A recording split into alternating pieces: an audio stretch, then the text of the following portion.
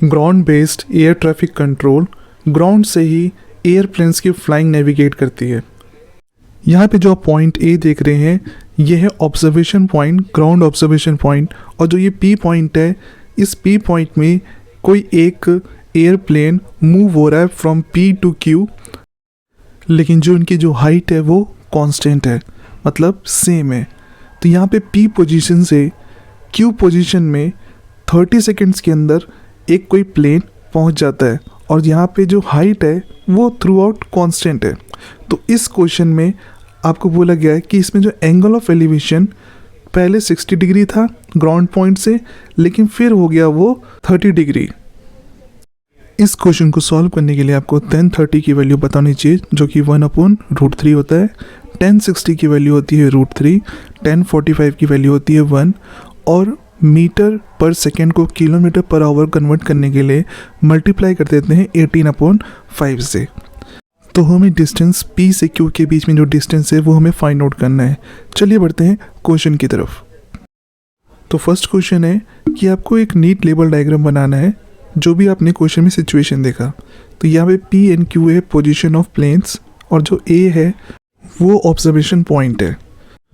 तो जिस समय प्लेन की पोजीशन P होती है तो उस समय जो ग्राउंड से जो एंगल ऑफ एलिवेशन होता है वो 60 डिग्री का होता है, और जब प्लेन की पोजीशन Q में पहुंच जाती है तो उसका ग्राउंड से जो एंगल ऑफ एलिवेशन है वो 30 डिग्री हो जाता है। तो यहाँ पे मैंने अल्फ़ाबेट्स मेंशन कर दिए हैं, जैसे कि P, Q, B and C। तो हमें B and C यही डिस्टेंस फाइंड करना है। तो पहले क्वेश्चन के अकॉर्डिंग तो हमें सिर्फ डायग्राम बनाना था, तो इसी को हम वर्ड्स में लिख देंगे। P and Q are the two position of the plane flying at a height of 3000√3 meter, or A is the point of observation.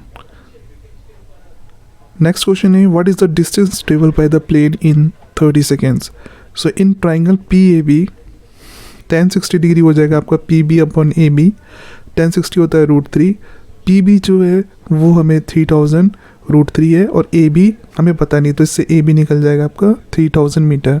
Similarly in triangle QAC tan 30 degree equal to QC/AC हो जाएगा। तो QC आपकी value पता है 3000√3 है, और जो AC है उसकी वैल्यू नहीं पता। तो इसमें क्या √3 मल्टीप्लाई हो जाएगा, जिस वजह से ये हो जाएगा 3000 मल्टीप्लाई बाई 3 यानी 9000 मीटर। क्योंकि हमें BC निकालना है तो हम क्या करेंगे, जो BC यानी डिस्टेंस BC इक्वल टू हो जाएगा AC minus AB, AC minus and AB, AC minus AB। तो AC की वैल्यू है 9000 और जो AB की वैल्यू है वो 3000 है, जिसके कारण 6000 मीटर आ जाएगा। यही आपका आंसर है। इसके बाद क्या किया क्वेश्चन में, बोला कि keeping the height constant, height को कांस्टेंट ही रखना है, ठीक है। अब it was observed after 15√3 - 1 seconds. अब यहाँ पे एक और दूसरा टाइम दे दिया कि इतने सेकेंड्स में जो एंगल ऑफ एलिवेशन था वो 45 डिग्री हो गया, यानी कि 60 डिग्री तो वो पहले कॉमन था ही, लेकिन एक पोजीशन R में आते हुए जो उसका एंगल ऑफ एलिवेशन है वो 45 डिग्री हो जाता है। तो फिर अब आप इसका बताओ कि how much distance travel in the duration. तो इसको हमें सिमिलरली वैसे ही करना है, बस अब tan 45 डिग्री की वैल्यू निकालनी पड़ेगी हमें। तो हमें tan 60 वाली वैल्यू तो ऑलरेडी पता है, AB की वैल्यू 3000 पता ही है, इसको तो हमें सॉल्व नहीं करना है, लेकिन हमें सॉल्व करना है ट्राइंगल RAD। तो in triangle RAD tan 45 equal to RD/AD। tan 45 1 होता है, RD 3000√3/AD कितना है, AD हमें नहीं पता, तो AD क्या हो जाएगा आपका 3000√3। तो डिस्टेंस क्या हो जाएगा, डिस्टेंस जो BD है वो हो जाएगा AD माइनस AB। तो AD जो है आपका वो 3000√3 है, और जो आपका AB है वो 3000 है। तो ये हो जाएगा 3000√3 - 1।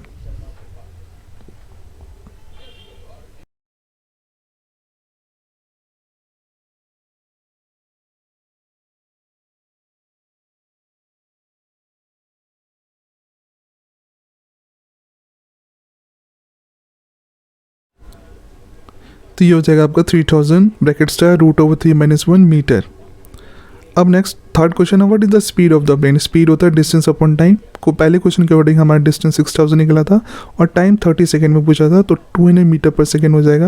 और इसे किलोमीटर पर आवर कन्वर्ट करने के लिए मल्टीप्लाई बाई 18/5 कर देंगे, जिससे जो आपकी वैल्यू 720 किलोमीटर पर आवर हो जाएगी। इसी के साथ आपका केस स्टडी कंप्लीट होता है। Thank you so much.